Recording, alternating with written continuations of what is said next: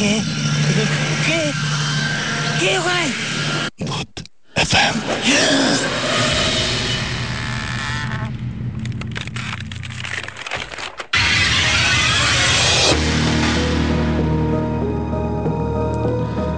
শুনছেন সবসময় রেডিও ফুটের সাথে আছে রাসেল এবং চলছে ভূত এফএম। ভূত এফএম আপনাদের সবাইকে আপনার থেকেই শুনেছি এই গল্পটা। কিছু না হলেও এটা 60s-এর গল্প হবে।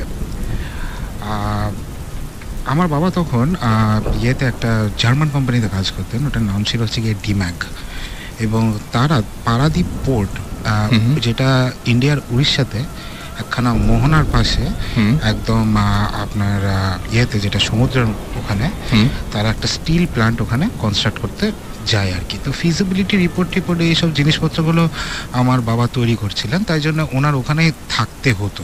উনি ওখানে একটা সার্কিট হাউসে থাকতেন আর একাই থাকতেন। ওকে, তো এরকম একদিন হঠাৎ উনি ওনার যে খাস বেয়ারা থাকে তার থেকে শুনলেন যে মোহনার পাশে একটা গ্রামে নাকি খুব সুন্দর ইলিশ মাছ উঠেছে। তো ইলিশ মাছের লোভ সামলাতে পারলো না আমার বাবা। আমিও লোভী, উনিও লোভী ছিলেন।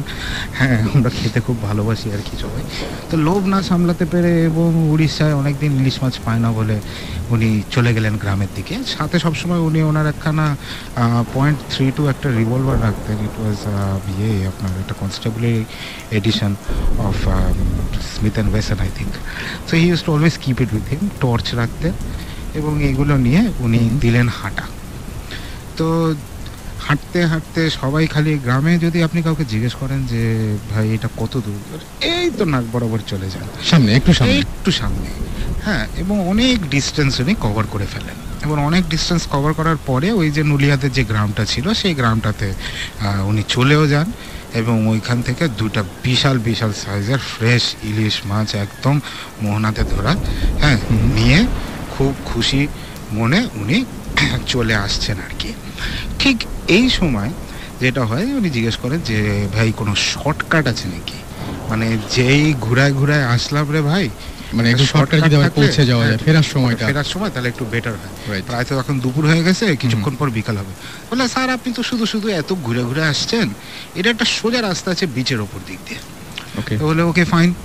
তো আমার বাবা বিচের ওপর দিক দিয়ে দুইটা ইলিশ মাছ কাঁধে নিয়ে হাঁটতে শুরু করলেন আর কি। তো যাচ্ছেন কিছুটা দূর গিয়ে হঠাৎ দেখে যে এক মহিলা বিচের ওপরে দাঁড়ানো।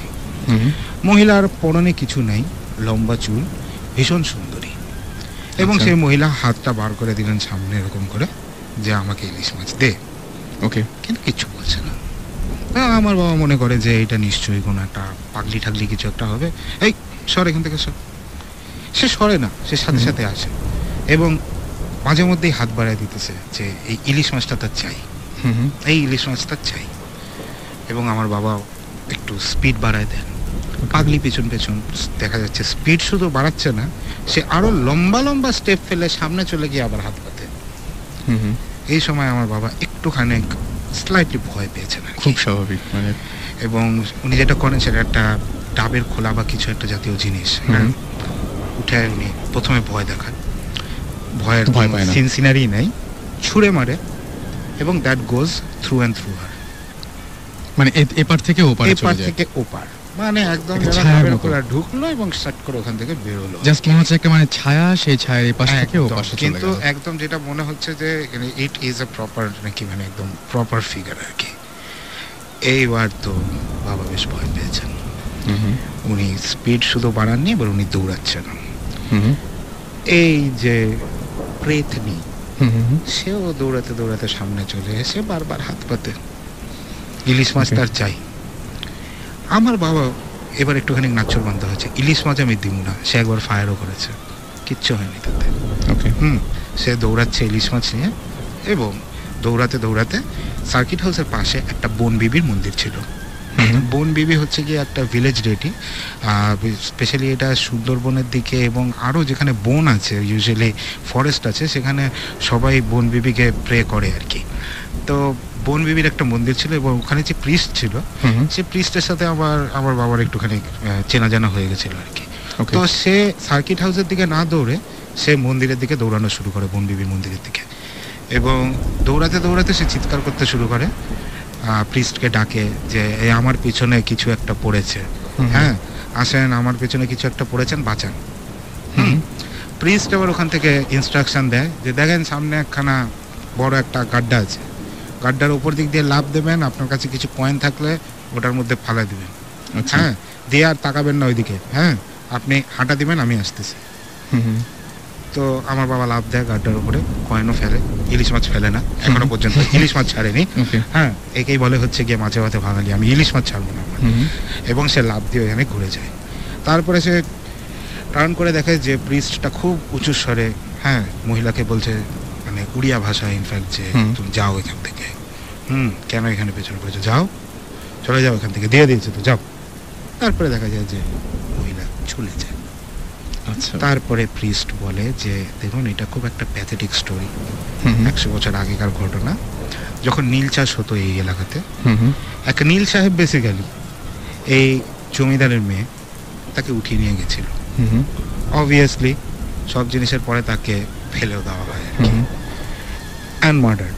তারপরে থেকে এই মেয়েটির স্পিরিটটা এখানে ঘুরে বেড়ায়, এবং সে আগেও যেটা করেছে is she preys on people, men, এবং তাদের সাথে নাকি সবসময় থাকে, ইনভিজিবল টু এভরিওয়ান, সবার কাছে একদম ইনভিজিবল, খালি যাকে হন্ট করছে তার কাছে ভিজিবল, এবং আস্তে আস্তে করে নাকি তার সব এনার্জিগুলোকে সব সাক আউট করে নেয়। আচ্ছা, আস্তে আস্তে করে করে, এবং মানুষ মনে করে যে লোকটার মাথা খারাপ হয়ে গেছে, পাগল, হ্যাঁ সবাই তাকে পাগল খানার মধ্যে ফেলে দেয়। আলটিমেটলি একদিন এই মানুষটা মারা যায়, and she moves on to another host, একটু প্যারাসাইটিক টাইপ অফ, বুঝতে পারছি, গোস্ট আর কি। এবং সাধারণত মানে তারাই ফিরে আসে বারবার, যারা একটু অতৃপ্ত হয়ে পৃথিবী থেকে যায়, এবং এদেরকে বলে একটা ফেরতনি। আচ্ছা, এবং আরেকটা জিনিস আমি এখানে শুনেছিলাম, একটা নতুন টার্ম ফেরতনি, এবং আমি যারা ফিরে আসে। আচ্ছা, এদেরকে বলে ফেরতনি। হ্যাঁ ফেরতনি, আসলে বেসিক্যালি এটা হচ্ছে গিয়ে যে পেতনি বা প্রেতনি, ওইটারই একটুখানি কি বলবো আর কি, আঞ্চলিক করা আর কি, ফেরতনি, যারা ফিরে আসে। এবং আমি শুনেছি যে অবস্থায়, মানে অনেকের আছে এরকম যে অবস্থায় মারা যায় সেই পোশাকে সেইভাবে, হয়তো দেখা গেল যে কাউকে হত্যা করা হয়েছিল এরকম একটা অবস্থায়, যে জায়গাটায় শরীরে কাটা, সেই অবস্থায় ফিরে আসে। অনেকে আবার নাকি এরকম শুনেছি যে দেখা যায় যে অন্য কোনোভাবে আসে, বা যার যেটা অভাব ছিল বা অতৃপ্ত ছিল, দেখা গেল যে কেউ ইলিশ মাছ না খেতে পেয়ে মারা গেছে, হাতে একটা ইলিশ নিয়ে ঘুরে বেড়াচ্ছে, এরকম হয় আমি শুনেছি যে এই ব্যাপারগুলো। এবং সুমন ভাই কি বলেন এটার ব্যাপারে? আজকে তো আর বেশি টাইম নাই সুমন ভাই, সেহরি টাইম তো হয়ে যাচ্ছে প্রায়, জাস্ট একটা কথা বলে নিই, তারপরে নেক্সট এপিসোডে তো সুমন ভাই থাকছেন না, সো সুমন ভাই কেন থাকছেন না, এটা একটু যদি সবার সাথে বলে যান, যাতে আমরা কোনো বাজিক সিচুয়েশন না ফেস করি, যে সুমন ভাই কই, হোয়াট হ্যাপেন টু হিম, হ্যান্ড দেন একটু বলেন। ওকে, হ্যাঁ নেক্সট এপিসোডে সাকিব যেটা বললো থাকবো না, সো কৌশিকদা আপনি ফ্রি থাকলে ডেফিনেটলি নিশ্চয়ই আছি এখানে। সো আমি অ্যাকচুয়ালি থাকছি না, বিকজ আমার একটু দেশের বাইরে যেতে হচ্ছে, এটার সাথেও একটা ভূতের একটা সম্পর্ক আছে। ওয়েল দ্য থিং ইজ, আমাদের গত এপিসোডে বলেছিলাম যে আমাদের ভৌতিস্ট টিমের সাথে একটা কানেকশন হয়ে গেছে, আমাদের বাইরের যে ঘোস্ট হান্টার্স যে টিমটা টিভিতে এক্সএনে দেখায়, ইনফ্যাক্ট ঘোস্ট হান্টার্স, তো ওদের সাথে আমাদের বেশ কয়েকদিন ধরেই যোগাযোগ চলছে অনেক ব্যাপারে। সো ওদের আমরা কিছু কেস ফাইল ওদের সাথে আমরা শেয়ার করেছি, সো ওরা বেশ ইন্টারেস্টেড এগুলো শুনে যে বাংলাদেশ থেকে এরকম আমরা একটা জিনিস করছি। সো যেটা হয়েছে, তারা ওয়েস্ট ভার্জিনিয়াতে একটা এই মাসের 28 তারিখ তারা একটা ইনভেস্টিগেশনে যাচ্ছে। ওখানে একটা প্রায় 150 বছরের পুরনো একটা পাগলা গারদ, একটা মেন্টাল ইনস্টিটিউশন, সাম লুনেটিক অ্যাসাইলাম। সো ওখানে ইন্টারেস্টিং হবে, হ্যাঁ, এবং ওখানে নাকি মানে শয়ে মানুষ মারা গেছে, মানে যারা পেশেন্ট ছিল 100-র উপরে মানুষ মারা গেছে, এবং তারপরে এত বেশি ডেথ রেট এত হাই হয়ে গেছিল যে ওটা বন্ধ করে দেওয়া হয়। এখন ওখানে অনেকেই যায়, সবাই বলে যে এটা জায়গাটা খুব হন্টেড, অনেকেই এটা দেখতে যায়। সো এইটা ইনভেস্টিগেট করতে ঘোস্ট হান্টার্স নেক্সট 28-তে, এই মাসের 28-তে তারা যাচ্ছে ওটা ইনভেস্টিগেট করতে। এবং আমরা ভৌতিস টিম বেশ লাকি যে আমরা একটা ইনভিটেশন পেয়েছি, সো অন বিহাফ অফ ভৌতিস টিম আমি যাচ্ছি এবং ওদের সাথে ওই ইনভেস্টিগেশনে যাব। সো আই হোপ একটা মজার কোনো একটা এক্সপিরিয়েন্স হবে। হ্যাঁ, যেই এক্সপিরিয়েন্সই হোক, ডেফিনেটলি আমি যখন ওখান থেকে ব্যাক করবো, তারপরে ডেফিনেটলি আমরা ওটা শেয়ার করবো এবং কী হলো না হলো ওটা নিয়ে আমরা আলাপ করবো। সো এই কারণে আমি নেক্সট 2 এপিসোডে আমি থাকছি না। সাকিব কিছু বল। হ্যাঁ, না, লুনেটিক অ্যাসাইলামটা খুব ইন্টারেস্টিং আরেকটা কারণে যে এখনকার দিনে পাগলাগারোদের যারা মেন্টালি আনস্টেবল যে চিকিৎসাটা করা হয় এটা খুবই নতুন ইন দ্য সেন্স দ্যাট গত সে 40-50 বছরে এই হিউম্যান ট্রিটমেন্টটা, মানে ট্রিটিং দেম অ্যাজ পিপল, পাগলদেরকে ঠিক মতো ব্যবহার করা, ওদের সাথে সুন্দর করে দেখে, মানে যতটুকু সম্ভব, এই ইনস্টিটিউশনটা যেটা সুমন ভাই বললো 150 বছর 200 বছর পুরনো। সো আগে কিন্তু যারা পাগল হয়ে যেত তাদেরকে অমানসিক সব ট্রিটমেন্ট দেওয়া হতো, মানে literally electric shock therapy, brain কেটে মাথা কেটে ব্রেন খুলে খুলে দেখা হতো ওদের ফাংশনস কি হচ্ছে, বিকজ কেউ জানতো না তো একটা লোক পাগল হয়ে গেছে যে সো কি করলেও ঠিক হবে কেউ জানতো না। সো ওই জানার জন্যই হোক বা যে কারণেই হোক, মানে অমানসিক সব টর্চার করা হতো এদের উপরে। সো সুমন ভাই যেটা বললেন যে ডেথ রেট বাড়ার পিছনে this was a big factor. Okay, it's not just natural death. বুঝতে পেরেছি, মানে ওইভাবে যে কষ্ট পেয়েই মারা গেছে। সো এর জন্য এটাই just I just wanted to add. Okay, তো আমার মনে হয় যে আর কোনো গল্প তো আজকে আমরা শুনছি কি না, আজকে আর কোনো গল্প নাই। ওকে, আমাদের টাইমও প্রায় শেষ হওয়ার আগে আমি জাস্ট ছোট্ট একটা ঘটনা বলি। শিওর। সেটা হচ্ছে ধানমন্ডি 27 নম্বরে একটা বাসা আছে, একটা অ্যাপার্টমেন্ট কমপ্লেক্স আছে। নাম্বার আমি বলতে পারছি না স্বাভাবিকভাবেই, বাট আপনারা যদি কখনো ধানমন্ডি 27 নম্বর রোড দিয়ে যান রাত্রেবেলা, দুই পাশের বাসাগুলো অ্যাপার্টমেন্ট বিল্ডিংগুলো একটু খেয়াল করবেন। ওকে, একটা অ্যাপার্টমেন্ট বিল্ডিংয়ে বড় জোর 6টা কি 7টা লাইট জ্বলে, 6টা কি 7টা রুমের লাইট জ্বলে অ্যাপার্টমেন্টটা অনেক বড়। ওইখানে মনে করেন যে অ্যাটলিস্ট 30টার মতন অ্যাপার্টমেন্ট রয়েছে মানে কমপ্লেক্সটার মধ্যে, বাট আপনারা 6টা-7টার বেশি লাইট দেখবেন না সন্ধ্যার পর থেকে। রাইট, দেখবেন না। এর কারণ হচ্ছে ওই 6টা-7টা বা 10-12টা অ্যাপার্টমেন্ট ছাড়া বাকিগুলোতে কেউ থাকতে পারে না। এবং এটা কিন্তু একটা সত্যি ঘটনা, আমি নামটা বলতে পারছি না। আমরা ওখানে যেতে চেয়েছিলাম, ঢুকতে দেওয়া হয়নি সঙ্গত কারণে, সবাই চায় না, বাট আপনারা এটা একটু খেয়াল করবেন, তাহলে আপনারা বুঝতে পারবেন। আপনারা জাস্ট 27 নম্বর রোড দিয়ে রাত্রিবেলা যাওয়ার সময় দুই সাইডে একটু খেয়াল করবেন, কয়েকদিন করলে আপনারা ডিটেক্ট করতে পারবেন এটা কোন অ্যাপার্টমেন্ট, এবং এই জিনিসটা ওখানে হয়। এটাই হচ্ছে একটা ছোট্ট গল্প। এনিওয়েজ, সো আমরা এই ছোট্ট গল্পটা দিয়ে ছোট্ট করে আজকে ইতি টানতে হচ্ছে আমাদেরকে, এবং আমার মনে হয় যে আবারও আগামী শুক্রবার আমরা ঠিক একদম মানে কি বলবো যে 11:59 আপনাদের সামনে হাজির হয়ে যাব। থ্যাংক ইউ কৌশিক দা আমাদেরকে চমৎকার কিছু গল্প বলার জন্য, এবং ভৌতিস টিমকে তো থ্যাংক ইউ জানাচ্ছি।